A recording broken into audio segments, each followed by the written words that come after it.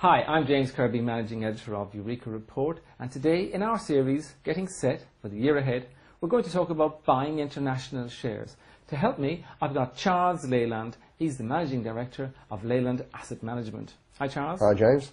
Now, for a long time, we've been talking about overseas shares being very attractive because there was the sense that there would be a recovery in the US particularly, and also there was a sense we had an inflated currency of our own. And we had a 110, obviously, at one stage on the US dollar, falling down to about 92 now. So it was a good strategy. But looking forward in the next 12 months, how do you see that playing overseas shares from here? Well, I think that the currency, as you say, it's not as attractive as it was when it was $1.10.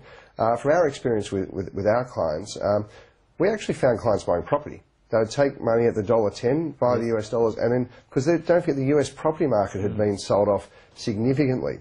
For clients wanting to buy the overseas shares, of course, we buy iShares or ETFs. Because you don't need to do the legwork on analysing Apple versus Samsung or Google. But it has become feasible. Where once upon a time it really was for sophisticated investors. Now online you can buy Apple, you can buy General Motors, whoever you wish. You can, but the essence of investing, the world has become a lot easier to actually buy a share. But the work required to analyse the business and work out whether that investment is any good is still 99.9% of what investors should be doing. The ease of which buying occurs should be the last. Right. The last aspect on an investment. So this is why you recommend the ETFs, an indexing type approach. Unless you want to do all the research and analyse the companies and all the rest, I would certainly recommend ETFs. Particularly if your strategy simply is, I think the Australian dollar's high, I want to get exposure to the NASDAQ or the Dow. You can do that very, very simply.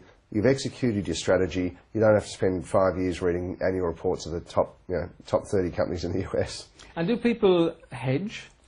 I generally counsel against hedging, well, particularly if part of your strategy is a currency one. Yes. And you don't want to hedge against something. You don't want to lose the potential win you might have. That's right. Of course, you've got to accept the risk on the other side.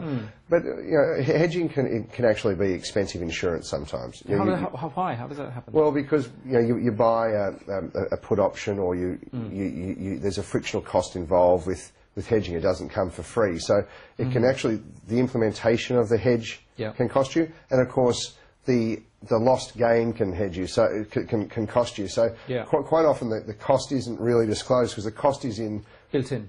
Yeah, it's in the restriction on the return you can actually make. Right. So people should remember that obviously if you hedge, nothing's free, you pay for it. That's right. And if you're unhedged, then obviously you're exposed. But there is that possibility, and perhaps the easiest way, or certainly the introductory way into any overseas market, the US for example, is through an ETF. That's right, yeah, I'd certainly say that. For most investors, that would be the best way to go about it. Very good. Thank you, Charles. Okay, thanks, James.